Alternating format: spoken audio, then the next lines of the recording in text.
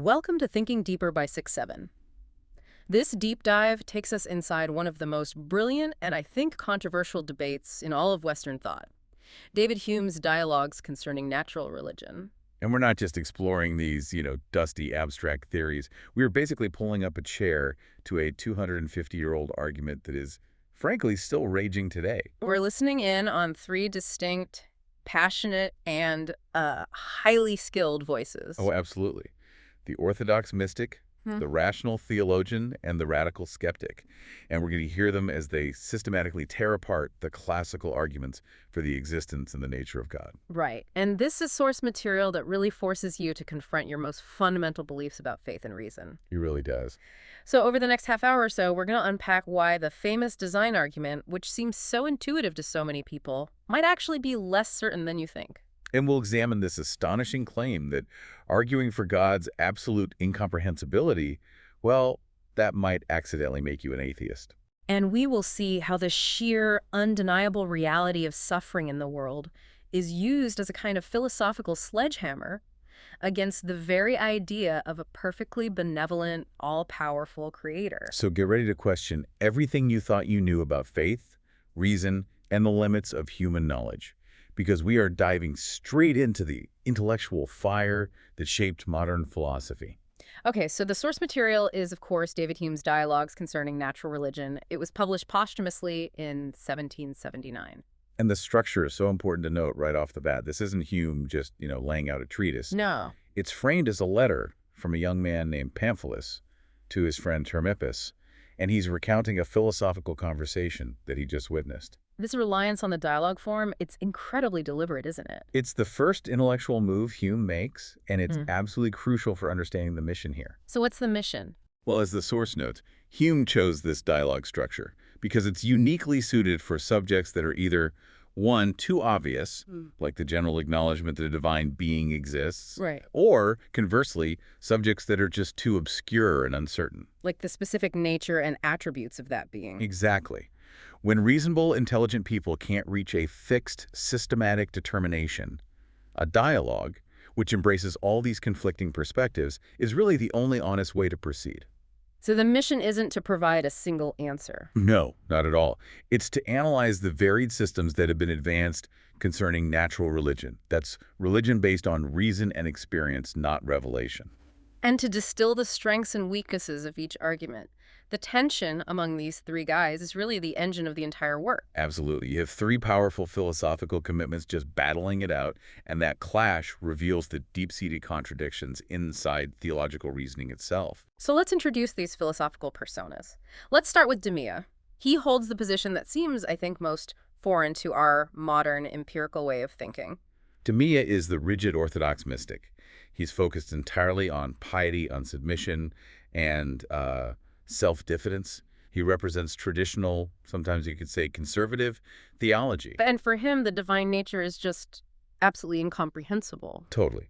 He cites figures like Father Malebranche, insisting that God is being without restriction, all being, and that his essence has absolutely no analogy to human thought. So his takeaway is submission. Our job is not to reason about God. It's to adore in silence. Exactly. For finite, weak, and blind creatures to question the deepest mysteries of the divine is, for Demea, it's bordering on profanity. He wants certainty and mystery, not empirical proofs. And Demea's main opponent in this whole discussion is Cleanthes. Right, Cleanthes is the empirical theist. He represents that modern, rational, accurate philosophical turn that was so popular in the Enlightenment. He's the scientist in the room, almost. In a way, yes. Cleanthes believes that God's existence and nature can, and in fact must, be proven by observing the organized world. Natural theology. That's the one. And because he relies on experience, he takes this crucial and you could say dangerous step of arguing that the deity must resemble human intelligence. So if we see thought and design in the effect, the world, then we must infer a cause, God, that operates like a gigantic, super-intelligent human mind. And finally, we have Philo. He's the most dangerous man in the room, intellectually speaking. He is the careless skeptic. Philo is the intellectual agent provocateur. He offers no fixed system of his own, but he wields philosophical skepticism like a rapier. Right. And he expertly undercuts both Demea's appeal to mystery and Cleanthes' rational proofs. So what's his goal? His primary goal is to show the inherent limitations of human reason itself. He wants to force the listener, you, to realize that every theological system is built on these really shaky, human-constructed foundations. He's the one who's facilitating the deep dive for the audience here. Okay, so early in the discussion, Demea offers this peculiar strategy for education. He says students should master logic, ethics, and physics first. Natural theology should only come after. Why this careful, almost manipulative sequencing? Demea's goal isn't intellectual mastery, it's psychological preparation. To what end? He wants to train the student's mind in submission and humility. By forcing them to confront the eternal disputations of men and the obscurity of all philosophy in these lower sciences, the student learns that human reason is inherently limited, fallible, and uncertain. So once their confidence, he calls it their assuming arrogance, is completely broken and their mind is tamed. Then they can safely be introduced to the great, sublime mysteries of religion without the temptation to critically dissect them. He uses the failure of reason in science to build humility for faith. And this is the first great twist. Philo, the skeptic, appears to embrace this tactic completely. Yes, the orthodox mystic and the skeptic form this temporary alliance, which is often seen as Hume's most strategic move in the whole book. What does he propose? Philo proposes to erect religious faith on philosophical skepticism. He says if we expose the weakness, blindness, and narrow limits of human reason when analyzing fundamental concepts, like the cohesion of a stone or the nature of matter, or even cause and effect, human confidence just collapses. His argument being, if we can't understand our own minds or the objects right in front of us, how can we possibly decide something as big as the ultimate origin of worlds? Exactly. This sounds incredibly tactical. Well, is he being genuine? Is Philo genuinely agreeing that the ultimate goal is religious faith? Or is he just using Demea's argument to undermine confidence in reason, which is really his primary target? Oh, it's tactical. Absolutely. Philo knows that if he can destroy Cleanthes' irrational certainty, he's won the debate.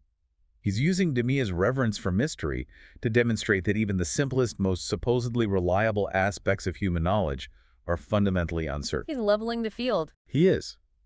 By saying that matter, motion, even the existence of an external world are subjects beyond our certain comprehension, he's preparing the ground to argue that the divine, which is infinitely more sublime, is also beyond our certain comprehension. But Cleanthes calls him out on this immediately. Right away.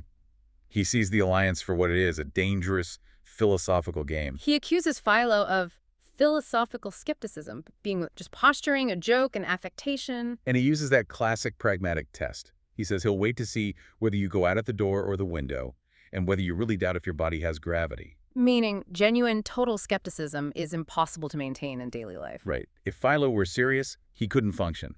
If he's just joking, he's wasting their time and discrediting philosophy as a whole. And that is the core pragmatic argument against radical skepticism. You have to live in the real world, and that assumes certain truths. Correct.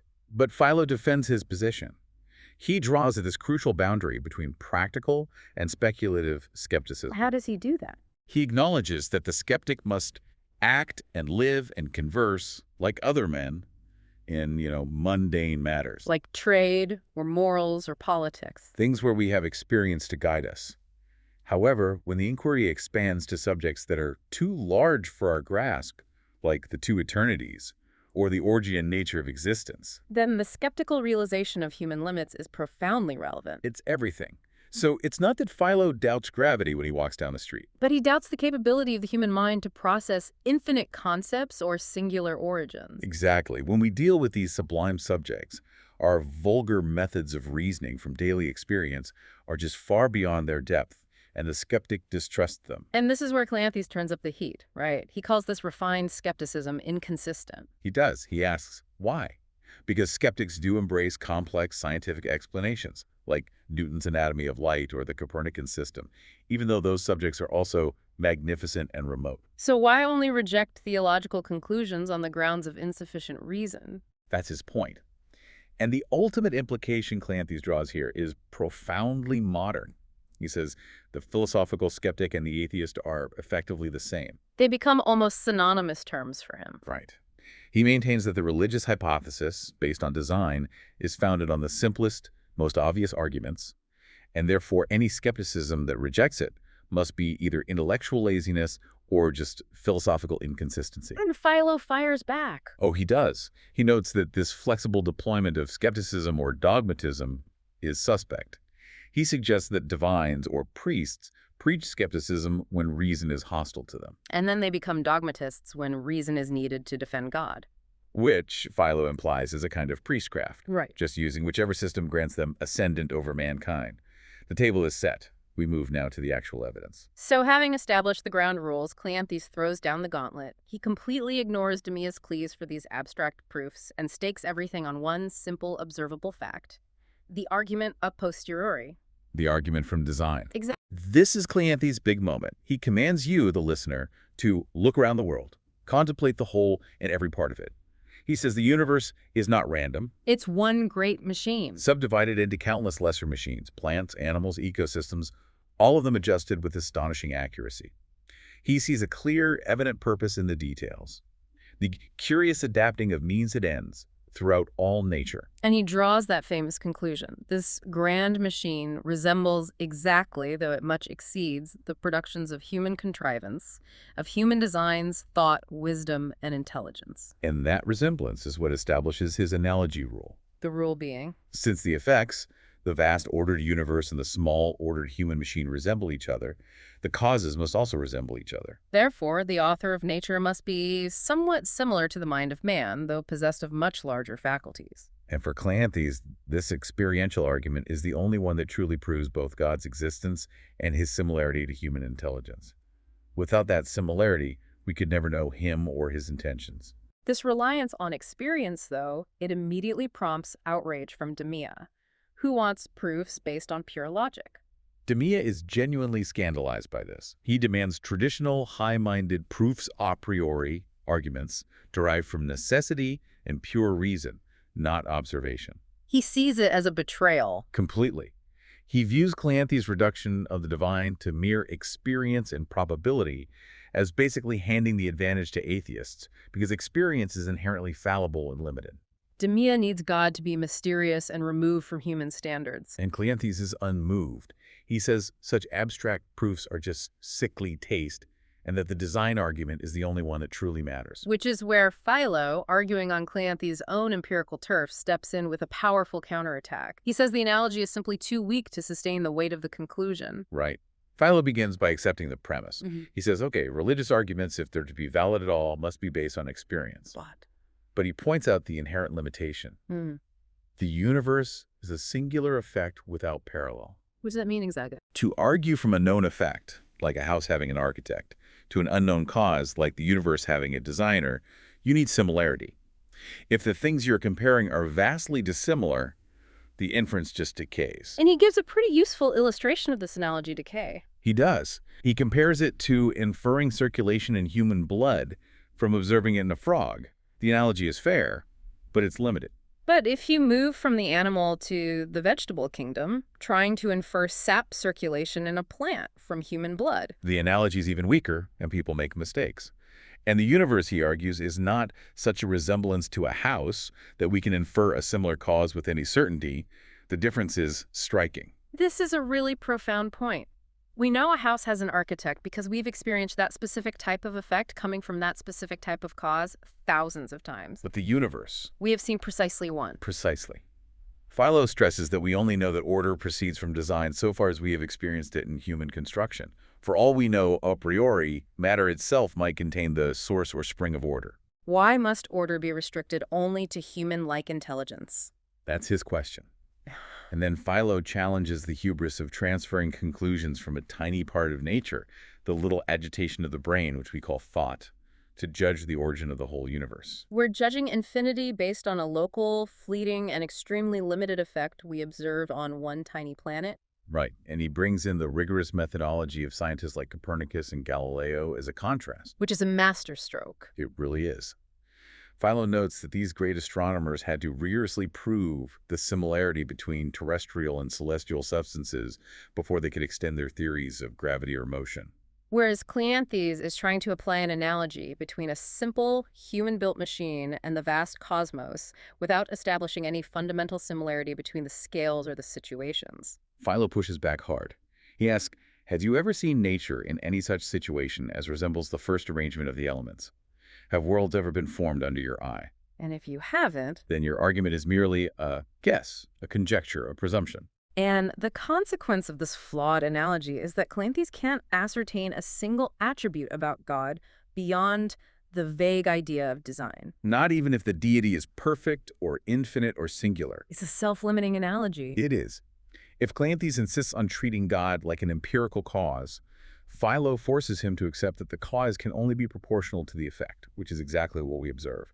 A finite and possibly faulty universe. So Cleanthes, recognizing that Philo's abstract arguments are intellectually devastating, he pivots to common sense in these powerful thought experiments.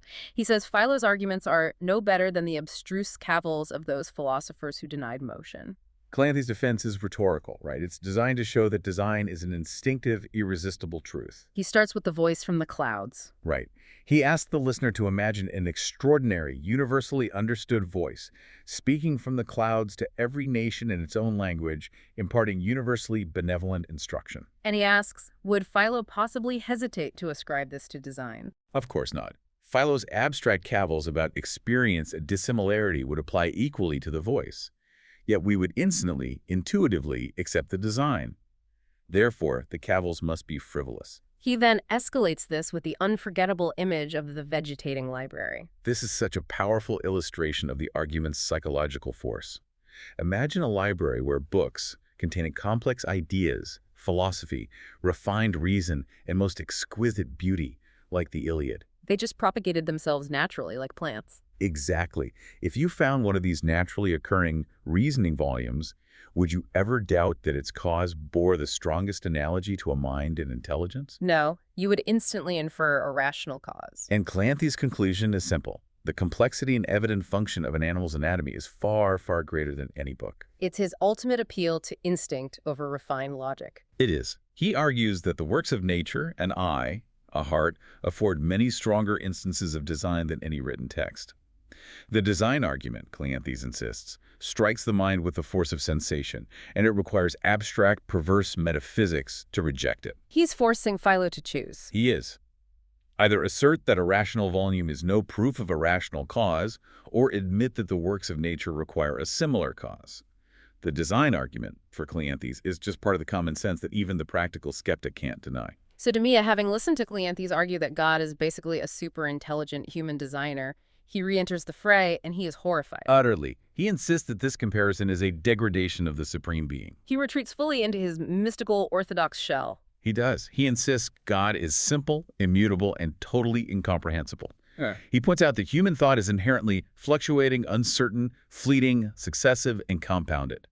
It relies on one distinct idea following another. Whereas God must be entirely simple. Right. He sees past, present, and future in one single act. His love and his justice are one simple, unchangeable operation. Demia believes this absolute simplicity and incomprehensibility is what protects God's majesty. But Cleanthes delivers a devastating philosophical blow here, using Demia's own defense against him. This is one of the most intellectually explosive moments in the whole dialogue. Cleanthes argues that Demia's insistence on absolute simplicity makes him indistinguishable from the atheist. How so? If God is a mind that is entirely simple and totally immutable, without distinct and successive ideas, Cleanthes says it is no mind at all. So in elevating God beyond human comprehension, Demia has conceptually destroyed God's intelligence. That's the argument. Cleanthes calls his school complete mystics, who are atheists without knowing it. The philosophical stake here is profound. It is. If the term intelligence relies on distinct acts, sentiments, or ideas, if thought requires succession and arrangement, and you strip God of all of that in a bid for absolute perfection, the term intelligence just loses all meaning. You've reduced the deity to a blind, abstract, unintelligent force. Or a general unknown cause. Functionally, this is identical to saying the first cause of all things is unknown and unintelligible, the same language an atheist would use. You've exchanged a designing mind for an impersonal, inert principle. And Philo, the master tactician, now jumps on Cleanthes, saying, okay, if you insist on treating God like a human mind, I'll show you the logical nightmares that follow. And the first nightmare is the problem of infinite progression. Right. Cleanthes argues the material world needs a cause, a divine mind, an ideal world of ideas. Philo asks. Well, why doesn't that divine mind need a cause itself? If the arrangement in the ideal world is similar to the arrangement in the material world, why should it be self-explanatory? Exactly. This forces the infinite regression, that story of the Indian philosopher who said the world rests on an elephant, which rests on a tortoise, and so on forever. So Philo is arguing that tracing the material world back to an ideal world of ideas gains you absolutely nothing. Nothing. If Cleanthes can stop at the divine mind and say, such is the nature of the deity, Philo can equally stop at the material universe and say, such is the nature of material objects to possess a faculty of order and proportion. They're just equally elaborate ways of confessing ignorance. That's it. If the divine mind is eternal and self-explanatory, why can't eternal matter be self-explanatory? Philo suggests that the appeal to an immaterial cause is simply an appeal to an unknown, incomprehensible principle, which provides no greater certainty than asserting that the principle of order is just inherent in matter itself. Philo then turns to the limitation of attributes, which flows directly from Cleanthes' own empirical method. Right. If you're going to rely solely on the experimental analogy, like effects prove like causes, you must limit the attributes of the cause based on the observed effect. And the universe is finite. It is. Therefore, Cleanthes must renounce all claim to infinity in any of the attributes of the deity. This is incredibly limiting for traditional theology. And the observed effect, the universe, is also clearly imperfect and finite. So Philo argues that, empirically, we have no basis to assume the cause is free from error, mistake, or incoherence. And this leads to truly radical and, frankly, shocking conclusions. It forces Cleanthes into a completely unsettled and unorthodox theology. Because the cause must only be proportioned to the effect. And since the effect is finite and potentially faulty, the cause could logically be what? Well, the first rude essay of an infant deity who abandoned it, ashamed. Or the work of a subordinate inferior deity, like an apprentice god. Or even the production of old age and dotage in some superannuated deity who has since died. It's incredible stuff. And because we usually see houses built by teams of human craftsmen, Philo notes that, based on Cleanthes' own analogy, polytheism is actually the more empirically sound hypothesis. Yes. Why should we infer a single cause when the most similar human effects, like building a city, a ship, or a government, always involve the collaboration of multiple minds? So if Cleanthes refuses to move beyond empirical analogy, He must accept a wild, limited, potentially flawed, and possibly polytheistic designer. Cleanthes' method, which was designed to prove the Christian God, actually just dissolves traditional orthodoxy into speculative chaos.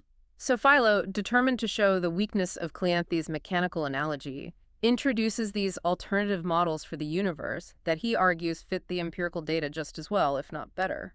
He asks, if we must judge the whole by observing the parts, why restrict ourselves to the model of human artifice and machines? He proposes the world soul theory. Right, arguing the universe bears a greater resemblance to an animal or organized body, actuated by a principle of life and motion. And the evidence is pretty strong, right? The universe exhibits constant circulation of matter. It incessantly repairs its waste. It has the closest sympathy throughout the entire system. All characteristics we associate with biological organisms, not static machines. So if this analogy is stronger, And Philo suggests it aligns with ancient pagan and Platonic thought, then the deity is the soul of the world, coeval and intertwined with its body.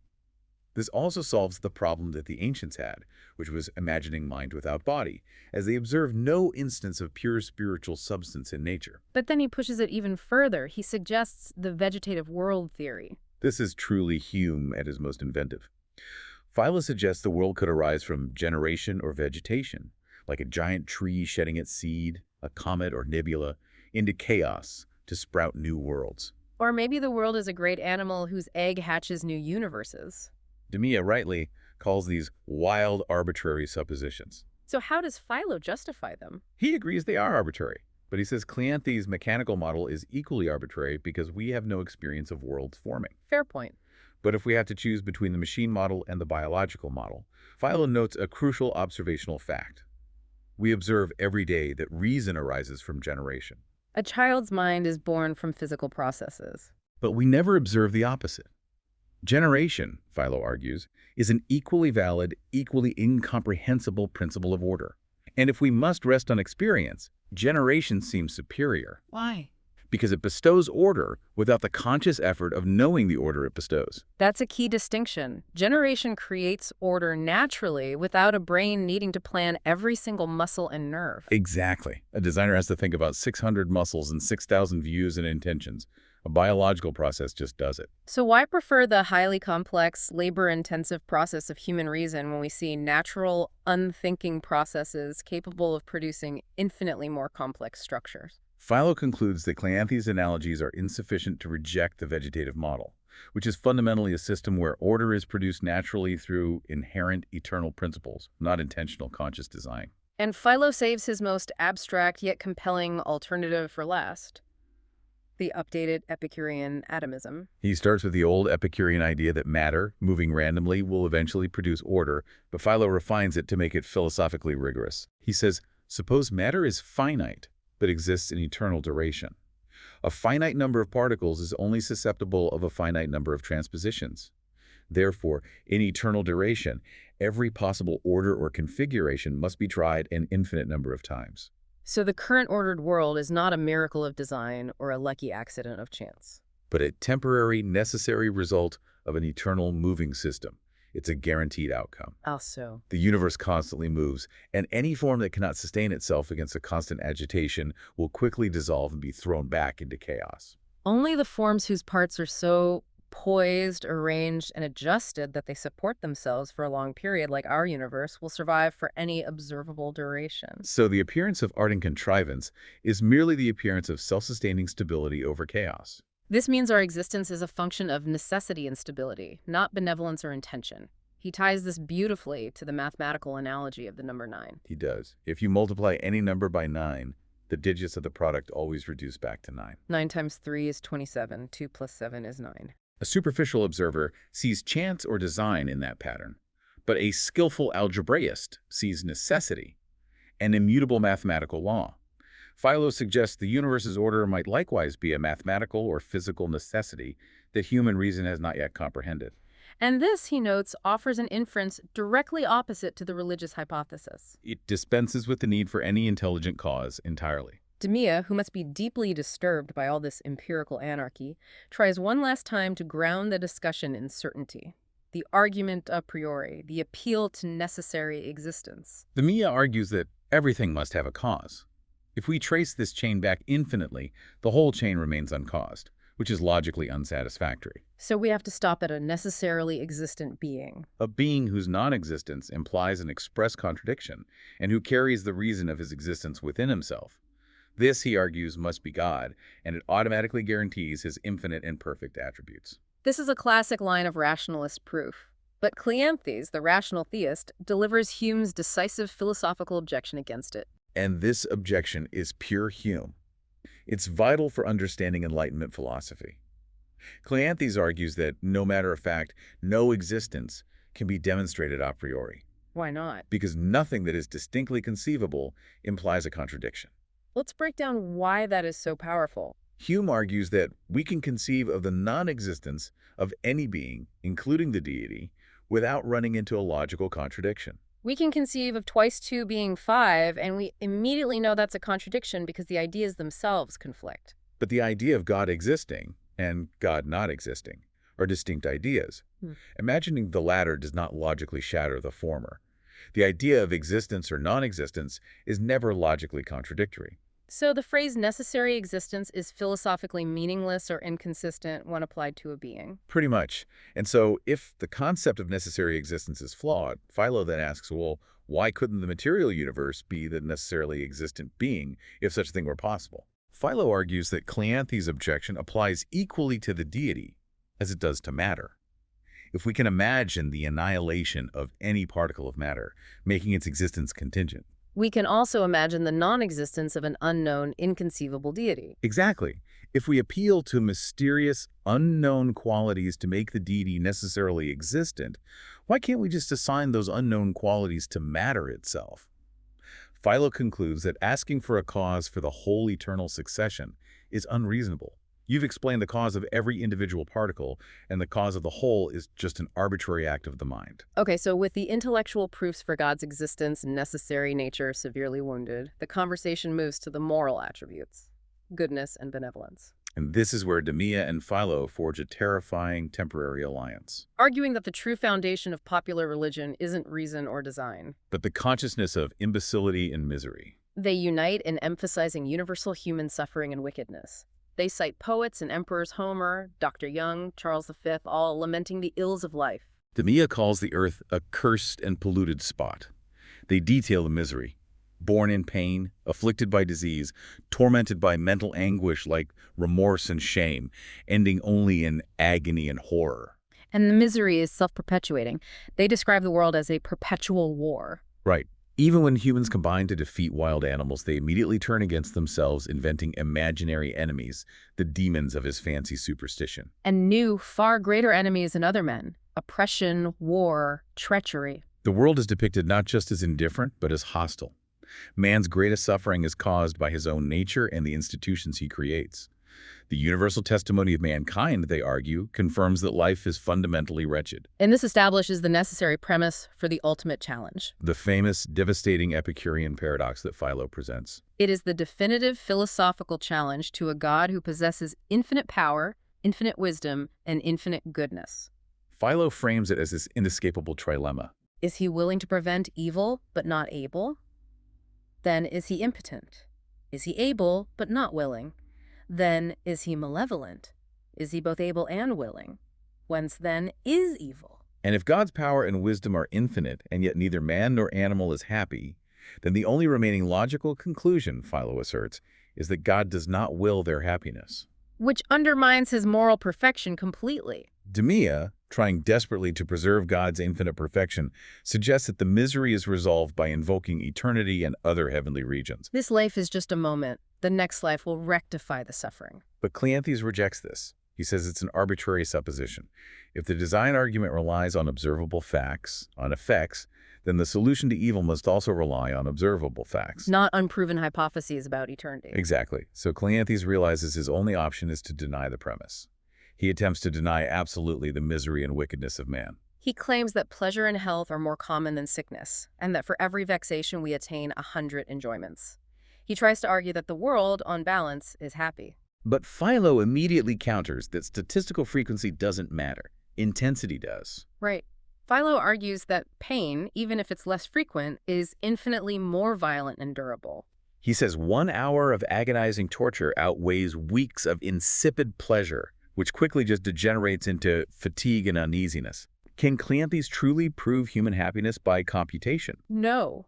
Philo accuses him of resting the entire system of religion on an uncertain and unprovable premise. And faced with this insurmountable paradox, Cleanthes offers his most radical concession. He suggests abandoning the claim of infinite power and goodness. He proposes that the author of nature is finitely perfect. This is a massive theological pivot. Huge. If the deity is finitely perfect, far exceeding mankind but limited by necessity, then the present mixed and confused world makes sense. A lesser evil may be chosen in order to avoid a greater. Benevolence, regulated by wisdom and limited by necessity, can produce exactly the world we see. A world where misery is a necessary, unavoidable side effect of certain governing laws.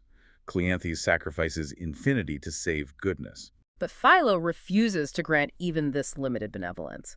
He argues that the world's flaws are not necessitated by any logic we can comprehend. Right.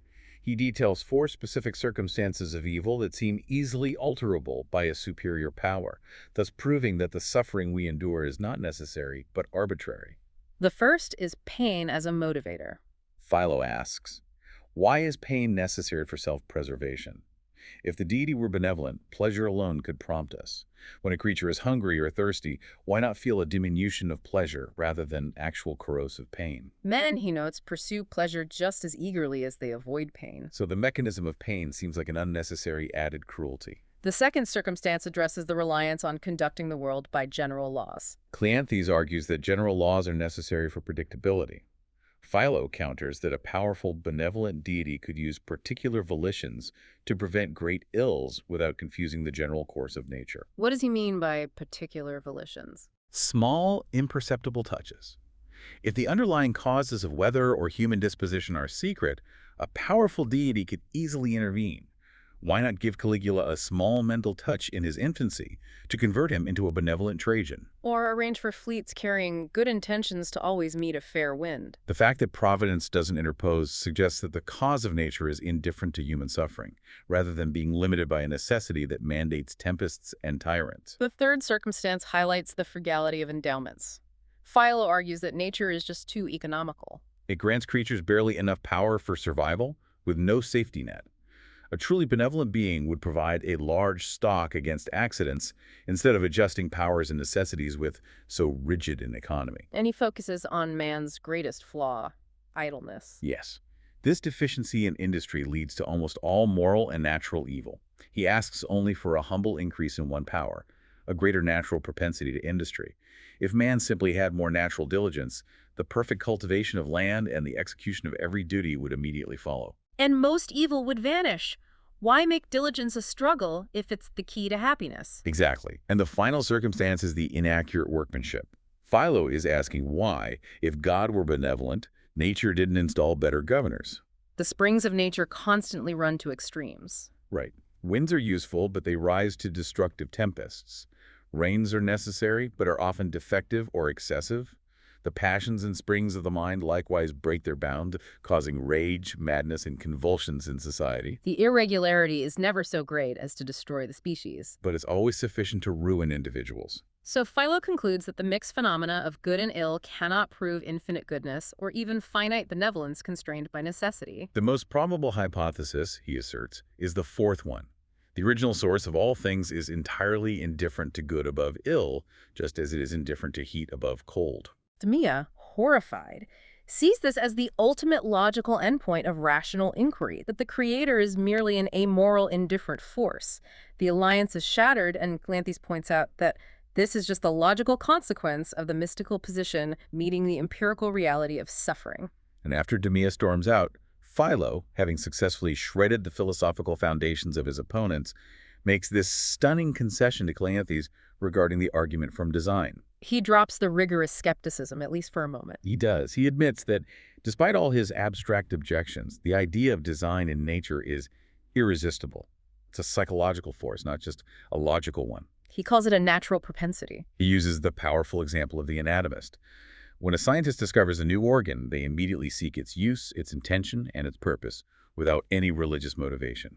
The contemplation of nature forces the idea of a purpose, an intention, a design. So he concedes that the existence of a deity is plainly ascertained by reason. In the sense that the cause of order probably bears some remote analogy to human intelligence. And this is the critical tension in the dialogues.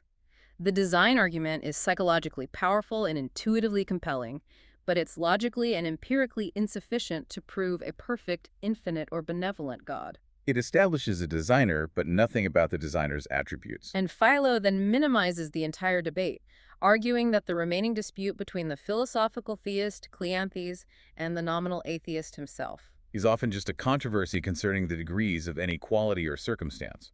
The problem is the incurable ambiguity of language when describing immeasurable concepts, like how great is God's mind compared to man's. Right. The pious theist emphasizes the immeasurable difference, arguing the divine mind is incomprehensible. The supposed atheist, Philo, admits that the original principle of order bears some remote analogy to human thought.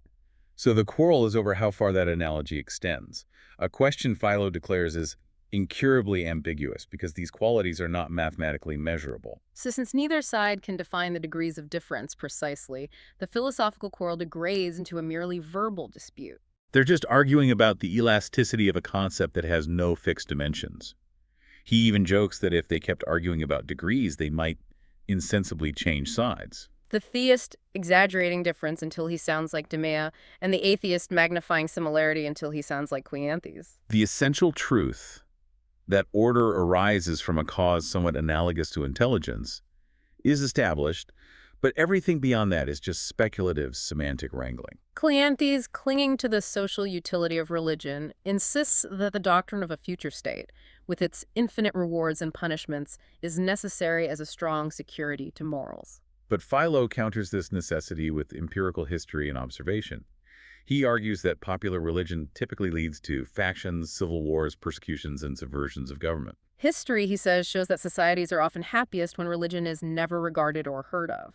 Furthermore, Philo notes that religious zeal often focuses on frivolous observances or bigoted credulity, rituals, fasts, dogma, instead of genuine morality. He argues that natural honesty and benevolence have a greater, more constant effect on behavior than religious motives. Exactly.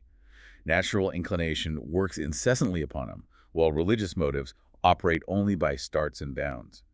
The constant threat of eternal damnation is usually less compelling than the immediate desire to live peaceably with one's neighbors, So religion is not the foundation of morality. and often acts as a corrosive force upon it. Then Philo makes his final audacious move. He directs his last controversial claim directly at Pamphilus, the observer. He claims that philosophical skepticism, that deep diffidence in human capacity regarding the sublime, is the first and most essential step towards being a sound, believing Christian. That's Hume's strategic conclusion. It is. The skeptical destruction of reason prepares the mind to accept revelation. The haughty dogmatist, the Cleanthes of the world, who believes he can build a complete theological system using reason alone, disdains revelation because he thinks he has all the answers. But the person seasoned with a just sense of the imperfections of natural reason, the Philo, Will fly to revealed truth with the greatest avidity when their own reason fails. this reframes the entire debate. The skeptic, by showing the limits of reason, creates the space for faith. While the rational theist, by trusting reason too much, limits the necessity of revelation.